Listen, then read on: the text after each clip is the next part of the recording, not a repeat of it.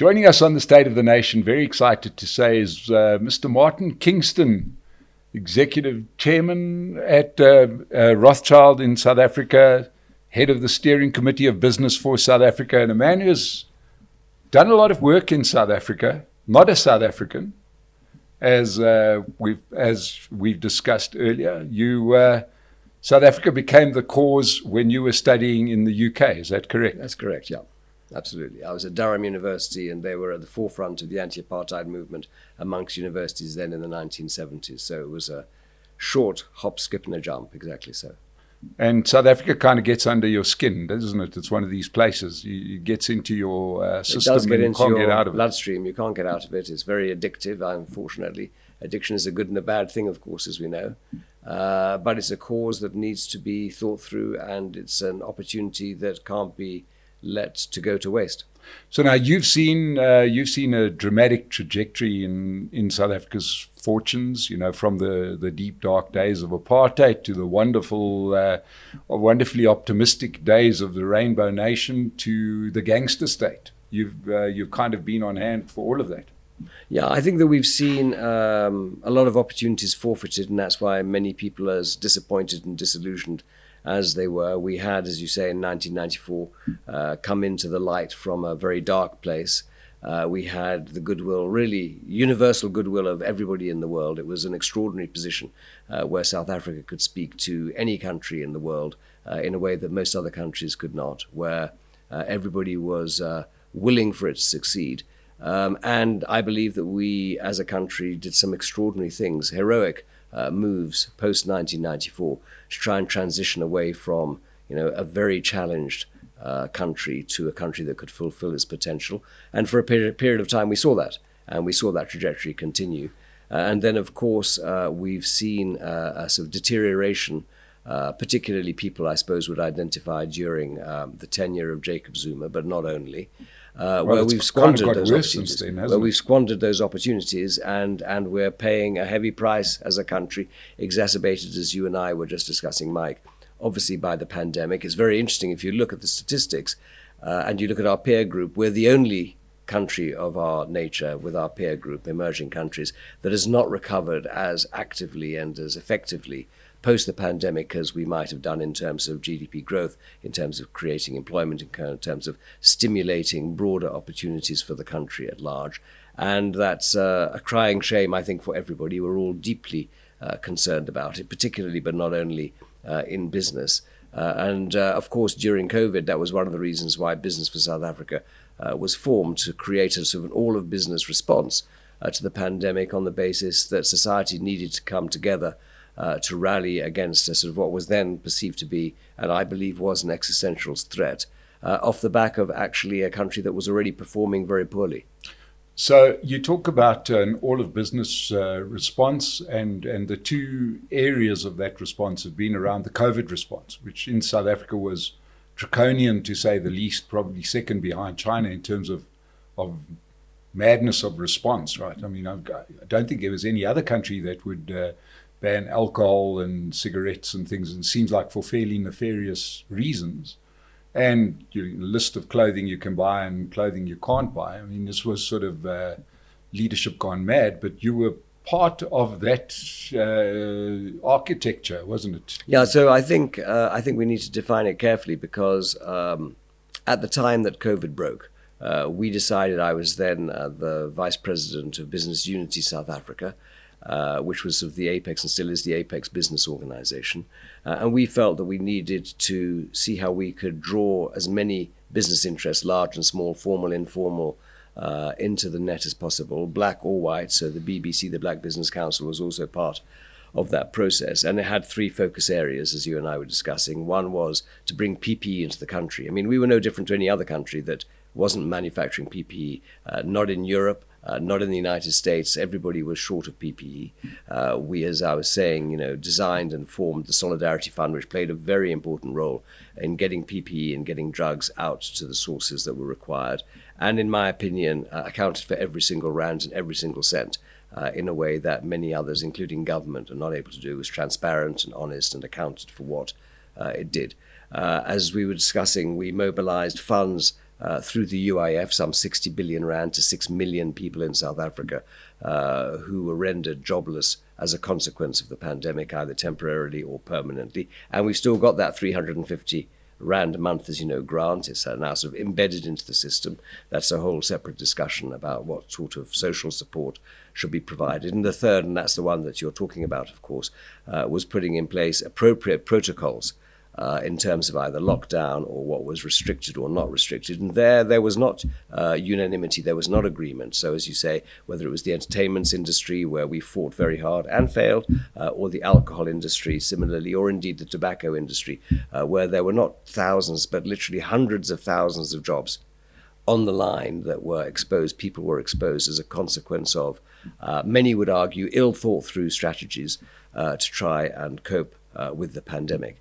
But I have to say, and it's worthwhile making this observation perhaps, I don't know whether you've been watching Sky over the past week or so, but when you look at the investigation that's now taking place in the UK into how the UK government responded to COVID, I have to say they did as badly, if not worse, in some respects. I think many of us were making it up. And one of the problems that we've had, and this is a sort of a strong sort of hallmark of the B4SA approach, is let's not reinvent the wheel when somebody's already invented the wheel. Let's draw appropriate conclusions. Let's render them fit for purpose for our own circumstances. But certainly we got an awful lot of things very badly wrong, both during the first year. I would characterize that as being 2020. And then even the subsequent year of 2021. And the consequence of that was that literally hundreds of thousands of people lost their lives, including many friends, I'm sure, of yours, and certainly many very close friends of mine, as well as, of course, millions of people lost their livelihoods temporarily and some of them permanently in a country where we could ill afford a single additional person being unemployed. Now, you know, now that we've had an opportunity to reflect, you talk about reinventing wheels. And I presume this wasn't really what you were doing. You were responding to the situation as it was unfolding. But there was 100 years of science and operating procedures for this very case that were thrown out in that response to COVID. I mean, did that even factor into the thinking to say this is madness? You know, yes. the textbooks tell us not to do this. Yeah, There was a huge amount of information. In fact, I would characterize it as slightly worse than that. I think that in some cases there was information overload. Because in the final analysis, the only people who can take the decisions in terms of policy and implement those decisions, assuming they've got implementation capability, is the sovereign state, is the government itself. All we could do as business, and indeed our other social partners, whether it was Labour, whether it was civil society, was to motivate. So what you're talking about, Mike, which was bringing science to bear, and of course science has many different owners and many different answers. I think that there was enormous confusion at the time, and there was difficulty certainly within government in taking decisions. And my own experience within business is that there are as many views and opinions as there are people sitting around the table.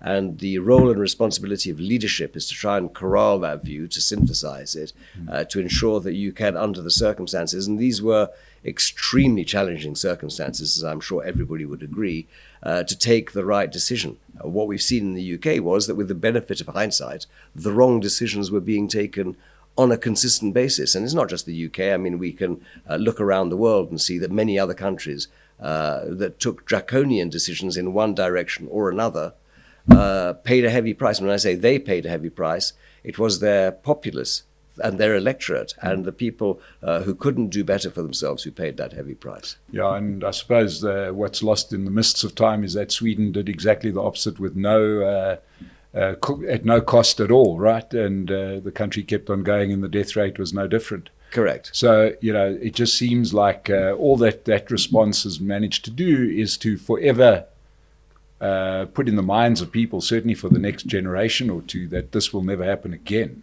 even if there was a worse outbreak, right? You try and tell this population, now let's lock down and close your business down. I think you'd have a complete revolution in every country that tried it. Well, I think that's correct. We're seeing that already. When many countries are trying to reinstitute protocols, they're not able now to do so on the one hand. On the other hand, I would argue that preparedness for sort of major crises is something that should have been learned. If we didn't know before, we should have learned now. In fact, we didn't learn.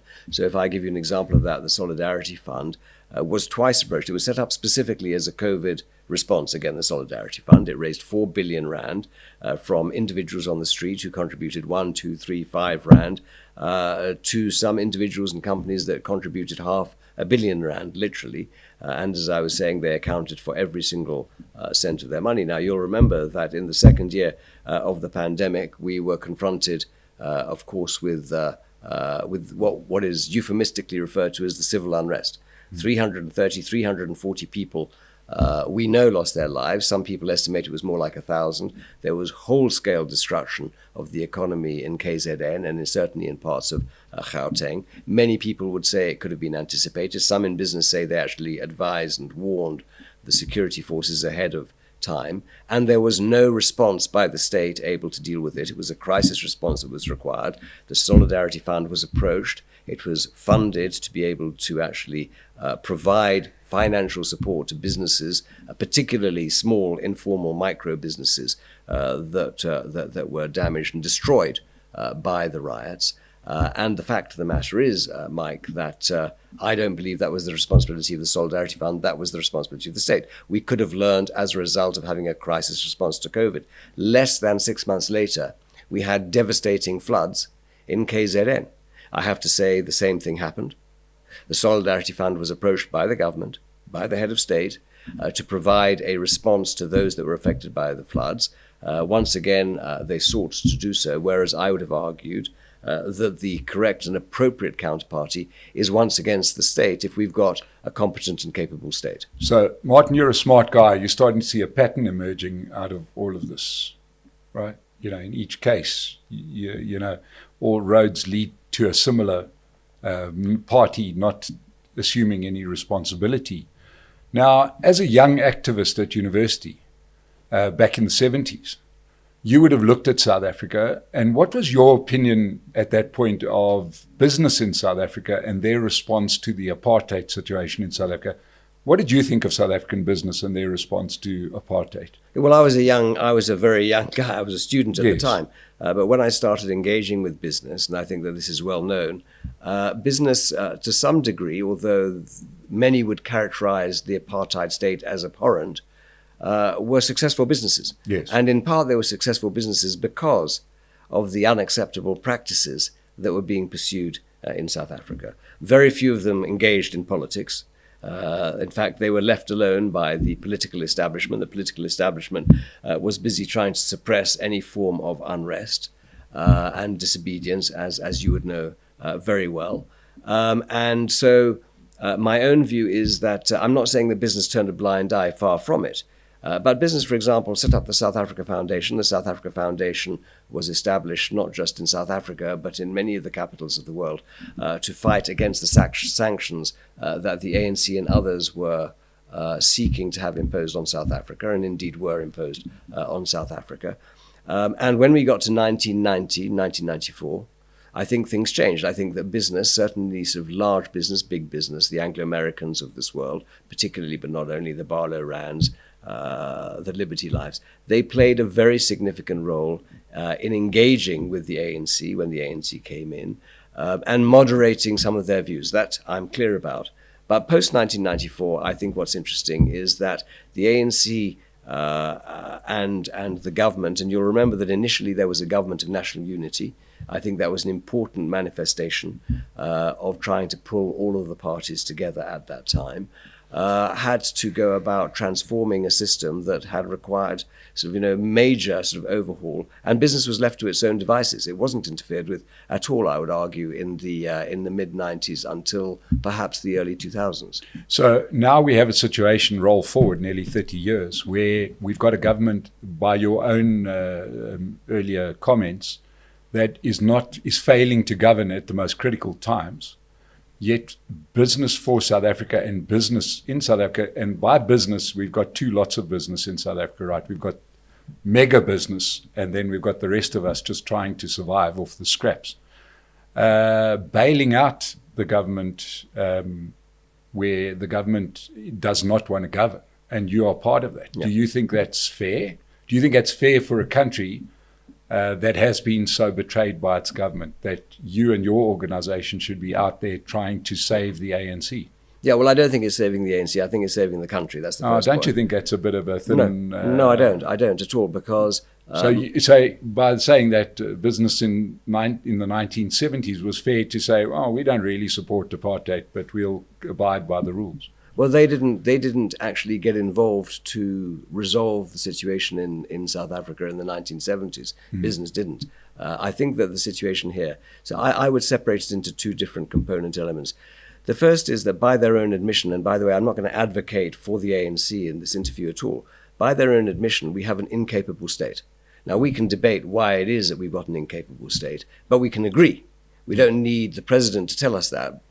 Everything that we see demonstrates a deterioration of state capacity and infrastructure. On the one hand, we've got an incompetent and incapable state, and on the other hand, and this was announced only 2 weeks ago by the World Bank, we've got a sort of an incessant rise of crime and corruption. I would add to that, by the way, maladministration, which is not just within the government. I think it's societal. We should talk about that, which has undermined the ability to make progress in any meaningful way. And therefore, there's not a single business, I would argue, large or small, and I'd like us to discuss the role of small versus large business, because large businesses actually may have the profile, but they don't account for sort of the economic activity of almost every country. In fact, in this country, we are massively underserved by small and medium-sized enterprises relative to any other comparable country. And there's a reason and we know for why, that. for sure. The reason for that is those big companies get to write the legislation, isn't it? Well, I don't think the companies write the legislation. I think that the government writes the legislation. In favor of the big companies that are doing things like what you're busy doing right now. Well, we could talk about that, because if you look at the NHI, for example, I'm sure it's one of the things that you want to talk about, Mike. Sure. It's not just big companies. I mean, small companies, it's individual practitioners who are doctors and dentists and nurses and so on and so forth. There's not a single comment that we've made, not one, since the legislation was tabled, that has been taken into consideration. The only thing that makes me feel better is there's not a single comment that's been made by anybody else, by the way, that's been taken into consideration. So the legislation certainly doesn't reflect the views of large or small capital. But if we go back to what we were saying before, sort of micro enterprises, small, medium-sized enterprises, in my view, they are strangled by 2 or 3 factors. And again, we should sort of discuss that. The first is red tape that is absolutely inappropriate to any company, but particularly small companies, red tape and regulation. The second is limited access to finance, which is not adapted to their circumstances, without exposing banks and providers of capital to undue risk, because they won't take undue risk with your or my money. They won't. That's the second issue that we need to take into consideration. And the third, and I'm sure that you're very aware of this, has been the fact that we have, as a country, forfeited the ability to develop skills and capabilities amongst our human capital, which is not only a crying shame, but where we actually strangle the most important thing we have available to us, and that is, of course, the human capital in the country. So if you look at the education and skills outcomes in South Africa in 2023 relative to 1994, they have deteriorated. We've got lower numeracy, lower literacy rates today than we did 30 years ago. So, Martin, just if we have such an incapable, incompetent state, and we are 1 year away from election, surely the most patriotic thing that anybody could do, anybody, like as in grouping or any person, is to let the country out of its misery and allow that government, that party that is so misgoverned, to be exposed to the market forces, right? You know, there were many years of pain in the old South Africa, and that's the only way we got to the new South Africa. Do you not think it would make sense for us to have 1 more year of pain, for you guys to step aside, let the government fail, let the electorate decide whether they think that that they are still the appropriate government, and then step in? Well, I think, and it's a question that I'm asked all the time, and all of the business leadership, by the way, I'm just a representative of a large number of business leaders, as you know, Mike, who have stepped up to the plate here. And they've stepped up to the plate because they fear for the survival of their businesses, large or small, and indeed the supply chain of mainly small businesses that they work alongside. We can come back to that. With respect to your question, so the way that I look at it is the following, which is, first of all, if you see a building that is burning, and you're not a fireman, but you've got a bucket of water by your side, do you just let the building burn down because that's going to teach the people a lesson, or do you use the bucket of water? That's the first thing. And when you know that you've got the skills and capabilities, by the way, I don't think we should take it for granted that government is a willing consumer of the skills and capabilities from outside the public sector. That's the first point. And I don't think that you should, because I think that then the legacy to our children and our grandchildren, I think, is very difficult to answer to. That's the first point. The second is that there's an assumption in what you say that whoever replaces the ANC will be more competent and capable. And by the way, it's not just the ANC in terms of government.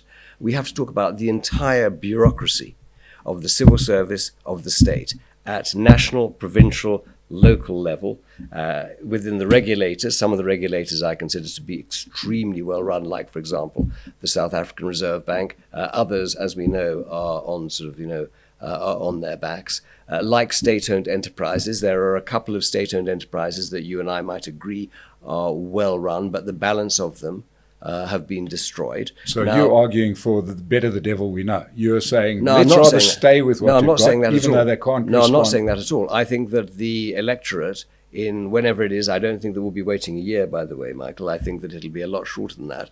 But whether it's May or June or July of next year, I think that they will cast their votes and we will see. And I think that we will be disappointed, because it is almost inconceivable under any scenario that the ANC, it will be disappointed if we think there's going to be a complete overhaul of the political establishment, because the ANC, I suspect, will still be by a large margin, the largest single party. So then we should be propping them up. No, I don't think we should be propping them up at all. I think we should be holding them to account. But I'm clear by the same token that without... How do you hold someone to account by doing their job for them? I've never quite understood that logic. Well, I don't think that it's a question of doing their job for them. I think it's a question of providing skills and capabilities where they don't exist. If you think that they exist somewhere else, Michael, then they should go and procure it. I don't quite know where they are. If you look at an ESCOM, which has got 40,000 employees, or a Transnet, which has got an equal or larger number of employees, I'm sure that you and I would agree that there are many people who work there that are decent, hardworking, capable individuals. But it's not just the management where there's a problem. It's all the way down the food chain to the very bottom. And you need a root and branch reform. And root and branch reforms take a long time. They require skills and capabilities. And in the meanwhile, and that's the point I made before, Rome is burning. I mean, I think that we can't dispute the fact that Rome is burning. Well, I'm not going to sit on the side of the road and watch a house burn down with my children inside it. Yeah, that sounds a bit dramatic. Well, that's exactly what happened in Johannesburg, by the way, a few months ago. But what I'm saying is that we've got a situation right now where we understand by all opinion polls, and you ask, is the country ready for another government? Well, sure as hell the one that we have isn't working. At least if we had one that was worse, we would get the hell out of the country, right? Well, who would? I'm saying the people that could. Yes, right? But that's not the majority of the people in the country, is it? Well, probably not, but the majority, but everybody has the vote, and at least everybody should exercise that vote. And everybody should be exposed 100%. To the reality. Because I fully agree. Let me ask, because there's something that I'm not 100%, I can't reconcile. You have been involved in finance as a career. Yes. You've been very senior at banks. Very often you would have been in a situation where you financed a company who is just not working any longer. The company is bankrupt. Leadership is bereft of ideas. The product isn't selling, etc., etc. Isn't your not go-to response, but isn't a response to that situation when you've tried a whole lot of mechanisms to let that company go? Yes, of course. So why can't that be the same in terms of a ruling party? I can't reconcile. Because I'm distinguishing between a ruling party, which happens to be in power today, and the government, which has the responsibility for administering the country. And I'm suggesting that we cannot let the country, I'm distinguishing between the ANC and the country. And what I'm suggesting is that in the current circumstances, where we have 44% unemployment, you know what the statistics are, where we have 66% of our youth that are unemployed, where the majority of them will never see a job in the foreseeable future. And that, of course, is fuel to massive social unrest, as you know, including the crime and violence that we see every single day across the country. I think that it is, in my opinion, not responsible to let that situation persist. Now, the government will be voted in or out of office, in my opinion, by the electorate, and what you're saying is absolutely right. And no doubt many people who watch your shows will have formed a view already that they're not going to vote for the ANC. They'll vote for a party they have greater confidence in. In the meanwhile, we need to make sure that we keep the ship afloat. The ANC, by the way, to the best of my knowledge, has claimed no credit for working with business. In fact, only 2 weeks ago, the minister in the presidency, as you will have heard, was extremely critical of business. She may not have been talking about the work that B4SA is doing, but that's how it was interpreted by many people. So now, if one expands on that a little further, we've got a government that has been openly hostile towards business. Are you not setting up business for an absolute fall here? Because if the country doesn't get better in these areas that you guys have swept into to help the government out, being power, safety and security, law and order, etc., if you're not successful, which you won't be because there's no buy-in from the state, it shines a bad light on business, saying, well, you see, business got involved and they couldn't do anything, therefore we don't need business. Well, then I can't see what your upside is to this assistance of the ANC. I'm absolutely flummoxed. Well, first of all, I think that we are starting to get traction working with arms of government in the three areas. Well, you've talked about two. One is energy, one is transport and logistics, and one is crime and corruption. Okay, can we interrogate those? Sure. And you can explain to me where we're sitting at stage 6 load shedding. We've got Yes. ports in a mess. Safety and security hasn't seemingly improved. Where's this traction you talk of? Well, I think, first of all, you need to set up systems and resources that are competent and capable. And I know I keep on saying that, and you keep on rejecting it as a proposition. But my view is that if you don't afford the technical skills and capabilities, apolitical skills, indifferent as to whether it's the ANC or the DA, whether it's the Patriotic Alliance or whether it's the EFF, indifferent, but where you've got power stations, where you've got engineers that are capable of repairing failed power stations, which haven't been maintained. You know as well as I do they haven't been maintained. Or the railways or the ports that haven't been maintained, where we don't have adequately skilled and experienced personnel that are operating any of those facilities. And we can reach an agreement, which we're seeking to do, as to how we can bring engineers, for example, technicians, not people like myself, I don't have those technical skills, to work alongside ESCOM in a power station or alongside Transnet in a port or in a railway. And I'm going to give you a specific example right now. If you're Kumba, the iron ore mining company, and you physically cannot evacuate the iron ore that you're mining down the railway line to the port, and therefore the stockpiles are building up to such a degree that you can no longer mine. So you've now issued Section 189 notices to your workforce that you have no choice but to retrench them because you can't mine your ore, because you can't stockpile it, because you can't export it to the market. It's as simple as that. And you're going to have to lay people off. And we've sat in front of the president and we've said to him, not just in the case of Kumba, in the case of the mining industry, 35,000 jobs are currently at risk. I mean, you will have read about ArcelorMittal only last week. That was 3,500 jobs. 35,000, it may be more. Those are direct jobs, by the way. Those are not direct jobs. Those are not the families and dependents that rely upon that. And you as Kumba have the ability to say, although I don't particularly want to, I have to do everything I can to survive as a business. And if that means that I'm going to work alongside Transnet in procuring skills to address the rail or the port, and I'm going to come to your point about stage 6 load shedding in a second, if I may. And I may not get a return, but the reality, and I don't mean a financial return, I mean a return in terms of stabilizing the situation for future improvement. I think that as a board, you would have a great difficulty in explaining your position to the shareholders because in the meanwhile, you're shutting down your operations, you're rendering people jobless. It's not as though they can go and find another job. And you and I also know that unfortunately, and we can debate why it's the case, it has taken us not 1 or 2 or 5 years, but it's taken us 10 or 15 or 20 years to get to this parlous state of affairs. And there's no silver bullet.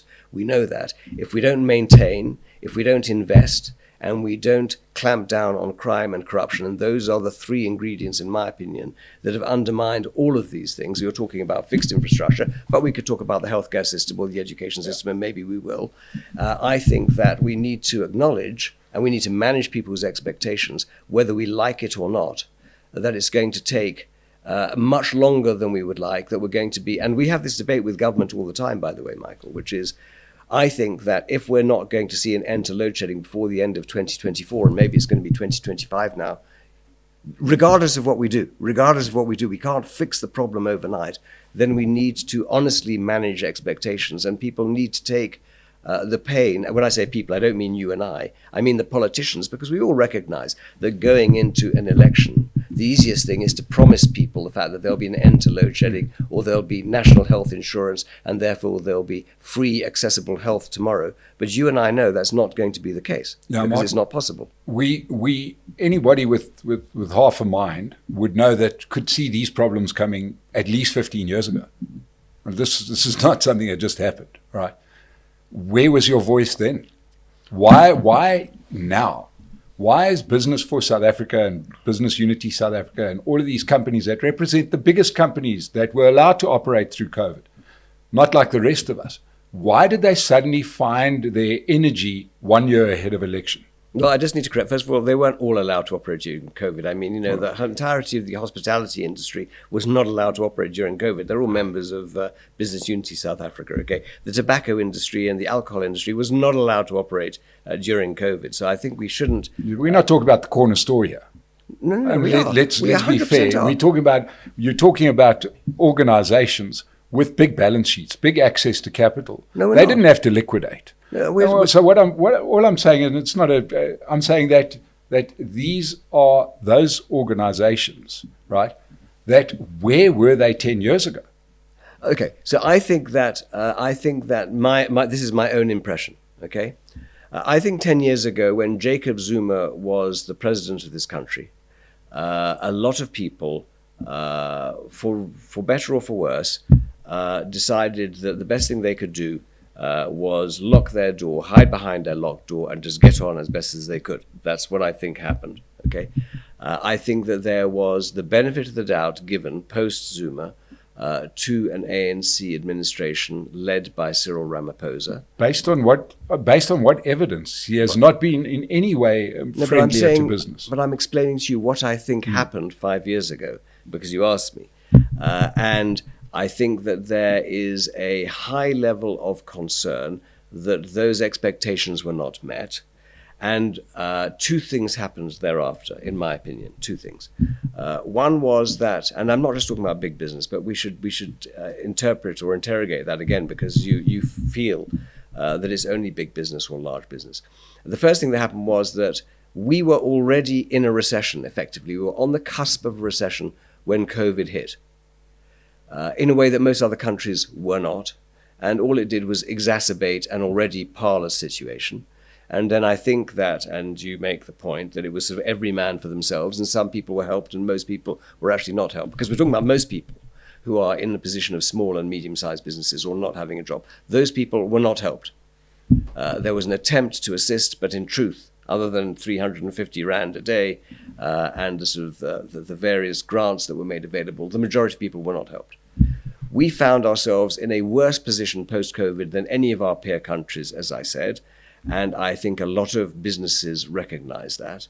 I think that unfortunately there is a tendency to give the benefit of the doubt to people like new management. When Andre de Ruyter became the chief executive of Eskom, I think everybody thought that was a great thing. Maybe not, I shouldn't say everybody. I think there was generally a view that somebody had been brought in as a professional manager to manage Eskom. Now, my own experience of these state-owned enterprises, and I sat on the board of one for 3 years, is that they are almost impossible to manage, that there is political interference all the time. I personally don't think they should exist. I think that they should be handed over appropriately to private sector interests under a suitably regulated environment. I can think what I like. I mean, I can tell you that's not going to happen in today's political environment, but that happens to be my view. I think that the private sector, large and small, is the only partner with the requisite capital, both human capital skills and financial skills, to be able to address these issues. But you and I also know that's not going to happen. So I think that there was an attempt to see how that could move forward. There are many people who feel that, as you've suggested, maybe the private sector should fold its arms and see this situation continue to deteriorate. And my own assessment is that at the beginning of last year, post-COVID, I think that a lot of people in the private sector woke up and thought, we just cannot carry on like this, and we've got to get involved. That's what I think happened. Yeah, look, I mean, you talk about us folding our arms and watching it collapse. Well, there's a level to which it would collapse, probably not much worse than what we're experiencing now. But one would imagine that you're less inclined for people to double down and say, well, let's really get a bad crowd in like the EFF to fix it up. So one would imagine that the market-friendlier approach would be let it fail, because people know what does work. You can still walk into KFC and get a burger, but you can't go and get electricity on the street corner. So therefore, the spaza shop closes down. Martin, do you think that these business organizations have a white savior complex? Because it seems to be that. I mean, there's a smattering of black faces, but largely everybody who's been instrumental in this ANC savior program seems to be white. No, I don't think so. I mean, I think that, first of all, it's not true, because there are sort of a number of black business people who are at the forefront of the work that Business for South Africa is doing. And I see in the top 5 it looked like one. But well, no, I mean, I can go through that. I mean, if I look at the work streams concerned, Nolita Fakude, who last time I checked was black, is one of the people leading the energy work stream. 2 of the 3 in the transport and logistics work stream, and Kolisium Goja, who is the chief executive of Exaro, and Pumi Zikalala, who's the chief executive of Kumba, is running that. On the employment work, Lungisa Fuzile, who's the chief executive of Standard Bank in South Africa, is involved. Kaskuvadia, obviously, the chief executive of Business Unity South Africa.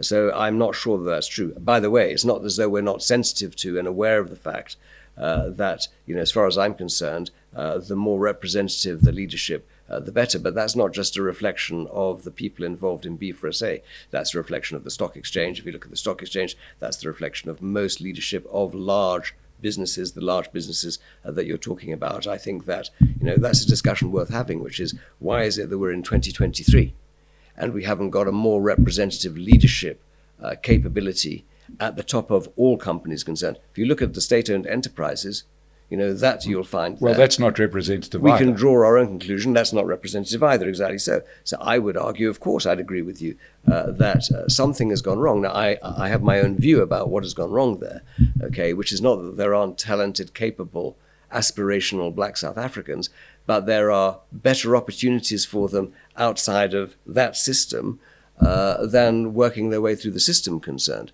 Not exclusively, but that's often the case, as you and I know. We think, when I say we, I think that many people in business think that we need to completely review the approach to transformation. I don't mean transformation as in demographic representation. I mean transformation in terms of the way in which black economic empowerment has unfolded in South Africa. It's very dangerous to say that, as you know, in South Africa. One's perceived to be completely anti the ideological trend that has evolved over the past 30 years.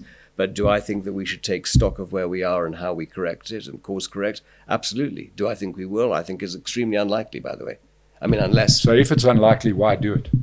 Because I think, again, that why do it? Why should we have that conversation? Yeah, but no, I'm saying, are you saying that your efforts to assist the government is not going to work? No, that's not what I'm saying. I'm saying in the context of black economic empowerment and taking stock of where we've gone wrong and where we've made progress, I think it's important to do that because, unfortunately, some of the manifestations of the problems we've seen are a reflection of that. Just as they are of catered deployment, we could have a conversation about catered deployment. I'm not saying they're two sides of the same coin, but I'm saying that they are related to some degree in some ideological outlook.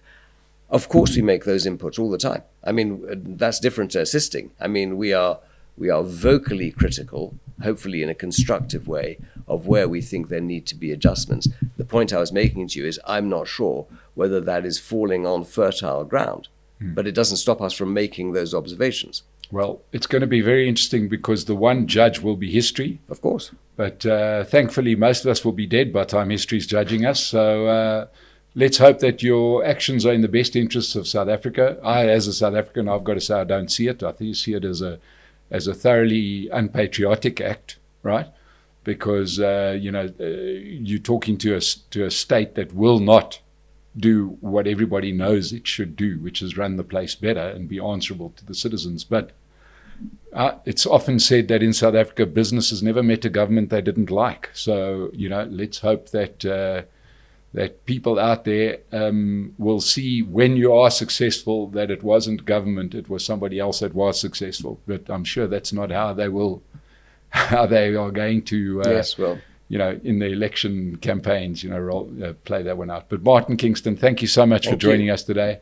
To everybody, I hope you enjoyed it. Please subscribe to the State of the Nation channel, and we'll see you in the future. Thank you so much for joining us on the State of the Nation today. Thank you, Martin. Thank you, Michael.